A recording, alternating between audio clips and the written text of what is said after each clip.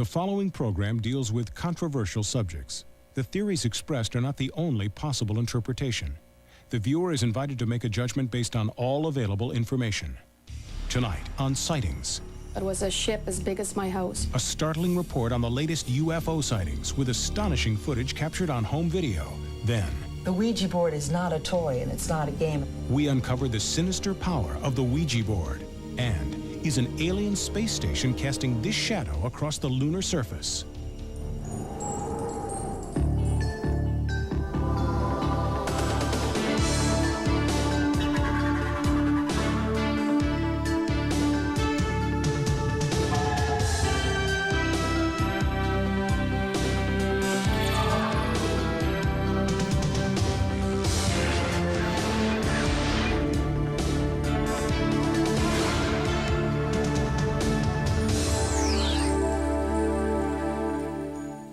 Welcome to Sightings. I'm Tim White. Tonight, an unprecedented review of the best UFO footage that we've received since Sightings first began asking for your videotapes. Out of the hundreds of photos and tapes that we have received, only a few can truly be called UFOs. Most of the material has been dismissed by our investigative team as conventional aircraft, atmospheric phenomena, or hoaxes. But there are some that defy explanation, even by the experts who make it their business to study UFOs. Tucson, Arizona. Topeka, Kansas. Bellevue, Wisconsin. Gulf Breeze, Florida. Branford, Connecticut. New Boston, New Hampshire. Kanazawa, Japan. Carp, Ontario. Something is happening in the skies above these cities, and it's being captured on videotape. It was a ship. It was a ship as big as my house. It was a total feeling of awe and knowing that I was looking at something that I didn't know what it was. I think there's no doubt about the fact that it's the most dramatic thing and the most astounding thing, the most important thing that could happen here on Earth. In Branford, Connecticut, George Bennett was videotaping a high school football game when this beautiful sunset caught his attention. But watch what appears unexpectedly on the left-hand side of the screen.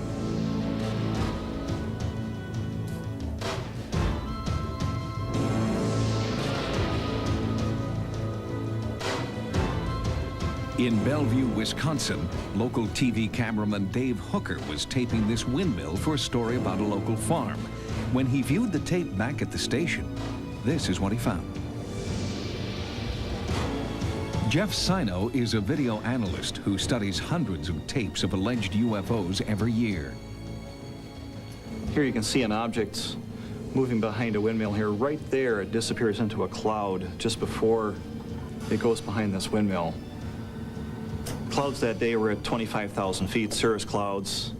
You know where the camera was put, you know the distance to the windmill, you can determine its size by looking at the image size here. Go through some trigonometry, and you'll find out that that UFO was about 10 miles away, up at 25,000 feet, and the size works out to about 500 feet long and doing 14,000 miles an hour, which is, again, nothing that a conventional aircraft is capable of doing. Gulf Breeze, Florida has been a UFO hotspot for more than 6 years. Resident Bruce Morrison has made 177 sightings since 1988. On September 2nd, 1991, Morrison was out with a group of friends when he recorded this object with his home video camera. Oh, look, it's brighter, brighter. There's another one. Oh, look at now. Who is that? Look, drop. Look.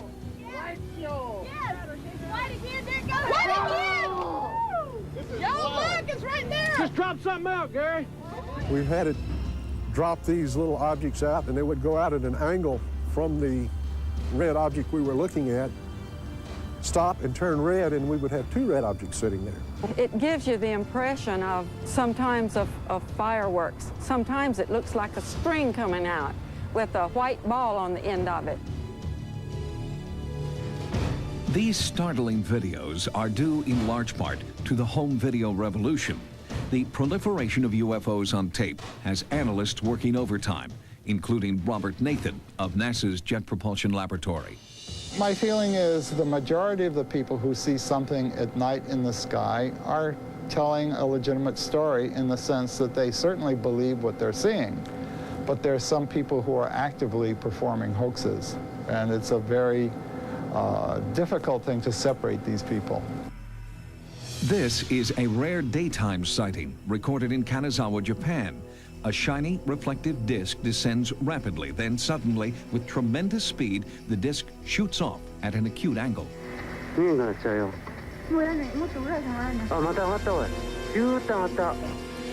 Watch closely as the camera zooms in.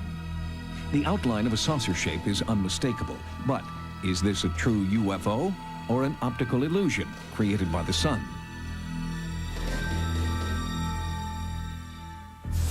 On August 19th, 1991, in the town of Carp, on the outskirts of Ottawa, Ontario, an anonymous videotaper shot some of the most compelling UFO footage ever recorded. In February of 1992, I received a rather unusual package in the mail. It included a videotape and a series of documents. It was postmarked from the Ottawa, Ontario area without a return address. The documents and the label on the videotape made reference to an individual by the name of Guardian as the author. The videotape shows what appears to be a disc-shaped object landing in a field behind the house of Diane Labinek. She was an eyewitness to the phenomenon. On my property, I've seen lots of bright flames. They were not like spreading fires. There were more individual flames going extremely high, and a lot of smoke. I saw this bright light. Right on top of it was like a beak, and it was blue light pulsing, and it had a light right on the bottom and a light right in the middle of it. And I seen a ship just coming down over the tree and going very closer to the flames. That night was a very traumatic night for me. I can always remember that night. It will never be forgotten. Dr. A.J. Quarrington is one of the Labinek's neighbors. He also witnessed the UFO. I looked out the back window, and in the sky was a great golden globe with a thin red rim. The only thing that came to mind quickly was that it was lightning, but I'd never seen lightning in a circular form. There you can get some indication that you're looking underneath with lights on it, and then see a surface on the top here. This is a freeze frame here. You can see some indication of a bottom, and then actually from the glow behind it, you get kind of a silhouette of the shape of it. So from this aim, you can see some indication that there's a solid craft there that you can see the top of and also see something underneath. But at least there is the hint of a cylindrical object here. One of the first things that we found when we located the site way at the back of the field down there by the tree line was that there was one specific area, circular pattern really, where all of the plant life had been exposed to some form of radiation. And by that I mean it just kind of melted. Real healthy bushes just melted to the ground. The footage was so compelling, we went straight to the Canadian Air Force, trying to rule out the possibility that the UFO is a secret military craft. The events described, shown, do not match any of Canadian airplane movements or helicopter movement. It wasn't an ordinary airplane, and it wasn't just an ordinary light. It was something more than that. It was a ship. It was a ship as big as my house. Too many of them appear to be honest people. Too much of the data is too difficult to fake. It gets to the point when you have 40,000 reports of UFOs per year, of which about a quarter of them aren't easily explainable. To assume that all of those are misidentifications, frauds, hoaxes, secret aircraft just doesn't add up. Since our report, Bob Exler has had additional phone conversations with Guardian, the mysterious UFO cameraman. He said he is holding more videotape of the Ottawa UFO, and we hope to bring you that footage on a future edition of Sightings. Coming up, The Ouija board is not a toy, and it's not a game. these servicemen claim their Ouija board told them to go AWOL. We uncover the sinister side of Ouija next. What do you think? Is the Ouija board a harmless toy or a pipeline to untapped psychic power? It's marketed as a game, and the manufacturer claims no connection with the paranormal. But others believe that Ouija boards have been known to make startling predictions. There are even some people who claim the Ouija board has changed their lives forever. The Ouija board is not a toy and it's not a game, and I'd like very much to see it taken out of toy stores. Unfortunately, there are many negative experiences with Ouija boards, just as there are positive ones. I mean, I felt like I was being raped. Well, when I first started using the Ouija board, it was just for fun. And then about a year ago, I took it out and something happened. And I got scared and I put it away. And I went to bed. It was about 1:30. I kept feeling like there was something or someone in the room. And I tried to get up and I was pushed down. This tremendous force on my chest was picking me up and throwing me back down again. I felt like I was being attacked. I grabbed the sheets and I tried to hold down to the bed, but I couldn't. I mean, I felt like I was being raped. The Ouija board, in one form or another, has been used for centuries by many different cultures. The first recorded use was in 479 BC, when a Ouija-like instrument was used in China to communicate with spirits of the dead. The contemporary Ouija board hit the U.S. market in the mid-1890s and was originally called a witch board. Imagine, if you will, that the Ouija board is like a dimensional doorway. In using the board, you basically open yourself up as a receiving station. You can get something positive or you can get something extremely negative. Some experts dispute its paranormal significance and suggest a more down-to-earth explanation. Not all contacts on the Ouija board come from the spirit world. A lot of them are operated through the subconscious or unconscious minds of the operator or operators. The Ouija board is a mechanical device which is used to facilitate automatism. And automatism is where a part of the body or the mind does something that is unconscious. In utilizing a Ouija board, the planchette can be moved by changes in the muscular tension of the people who have their fingers on the planchette. And that muscular tension can be controlled by one's subconscious or unconscious mind. Perhaps the most bizarre case involving the use of a Ouija board occurred 2 years ago in Augsburg, Germany. 6 U.S. Army enlisted personnel, analysts with high-level security clearances, claim messages from a Ouija board encouraged them to risk their careers and imprisonment to carry out the directions of the board. Only now have 2 members of the group agreed to come forward. Basically went to the Ouija board out of frustration to find answers about ourselves and other things. Davis claims the Ouija board's responses were almost immediate and that they spelled out the details of impending worldwide disasters. In a period of about 6 months, we really only used the board 7 times. The entities predicted to us the Gulf War in May of 1990, 3 months before it happened. As we got more involved with using the board, the information that we had received reached levels beyond our imagination. Over a 6-month period, the group recorded predictions that foretold increasingly catastrophic events. They believe the Ouija board was also urging them to leave Germany and warn people about these disasters. We were told by the spirits to leave. The phenomenal part of this whole situation is that we as a group got together, and in only 7 sessions, we had enough information that convinced us that we needed to leave. On July 3rd, 1990, all 6 soldiers went AWOL. Their desertion triggered a worldwide manhunt, and law enforcement agencies around the world were told to treat the deserters as if they were terrorists. In July of 1990, a group of soldiers stationed in Germany left their posts and came to see me in Gulf Breeze to discuss their paranormal experiences. I found that their experiences primarily had to do with the Ouija board. Within days, the 6 soldiers were arrested in Gulf Breeze, Florida, by local authorities working with the FBI and military police. They were charged with espionage and taken to Fort Knox, Kentucky for interrogation. We considered ourselves dead, gone. We would not be seen again by our families, and they had the same feelings. But that was not what happened.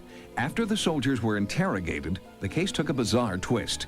In a break with standard procedure, the Army decided to release all 6 soldiers with honorable discharges. Was there a connection between the unprecedented discharges and the Ouija board's predictions? All of our predictions were documented. The military confiscated all of our written notes after we were captured 2.5 years ago. So the government knows that our predictions are extremely accurate, but for them to admit that publicly, of course, is a different matter. The collective mind of these soldiers may have been operating, and not a spiritual one, because I've never seen a spiritual being tell a group of people to do something as drastic as that could get them locked up for the rest of their lives. What power did the group really tap into? Was it their collective unconscious at work, or were otherworldly spirits using the soldiers as a conduit for their cataclysmic predictions? What people tap into a lot of the times when they're experiencing a real negative phenomena with the board is what we call inferior spirits or low-level intelligence. These are people, entities, animals who have not migrated to the next level of life. When utilizing a Ouija board, it's very important to set an intention of why you're doing it, so that if you're determined to create something that's very, very upsetting, it's very possible that your subconscious will cooperate with you, and something like that would occur on the board. We were 6 people from different backgrounds and different beliefs that came together and experienced the same kind of phenomena. If I could make a difference in the world, and if meaning going AWOL and giving my life for that would make a difference, then to me that's a good sacrifice. And I was willing to sacrifice that. Also, I felt the information we were getting was important enough not to be hidden. If there's a possibility of it happening, people need to be told. So far, the group's predictions have been startlingly accurate. If their accuracy continues into 1993, they could be tracking worldwide disaster. The entities that spoke to us on the Ouija board predicted the LA riots 2 years before they happened. Looting and rioting did occur in Los Angeles 2 years after the group's original prediction. And their predictions for the coming year? Future predictions the entities made to us included a major earthquake in California in '93 with a magnitude of approximately 8.3. A major earthquake in Seattle in '93, which will trigger the eruption of Mount Rainier. A major gas leak and explosion in New York City in '93. Also the collapse of European royalty in '93. The forming of the United States of Europe in '93. Skeptics may deny the Ouija's power, but many still caution against its use. I genuinely cannot recommend the use of the Ouija board. In my experience, there are too many negative experiences, and sometimes very serious negative experiences, recorded as a result of opening up areas of reality that the people are not ready to handle. I think we're playing with something that we have no understanding about. These are very, very strange, unknown powers, and God knows what you're dealing with. According to Vance Davis, the group hopes that their Ouija predictions for the coming year don't come true. If they should come to pass, the group believes that it will signal 6 years of cataclysmic change. Once the catastrophic chain of events begins, all 6 members say that they will go into hiding and won't reemerge until the year 2000. Coming up, this shadow cast on the lunar surface was captured on videotape by a Japanese astronomer. Some claim it's an alien space station. We investigate next. On a recent Sightings episode, we brought you information about the possible destruction of a Soviet space probe called PHOBOS by a UFO. Well, now, for the first time on American television, startling footage obtained from our Russian sources showing the unidentified craft that may have destroyed PHOBOS. In 1989, the sudden disappearance of PHOBOS 2 had ominous overtones. Now, Russian officials close to the space program feel free to offer their own theories about the satellite's demise. PHOBOS 2 was supposed to enter the Martian sky and descend to an altitude of 15 meters. PHOBOS 2 was sending back pictures, as usual when suddenly the last picture from PHOBOS arrived. On that picture you could see Phobos, the Martian moon, and an oblong-shaped object. The object cast a passing shadow on Mars, and then Phobos 2 disappeared.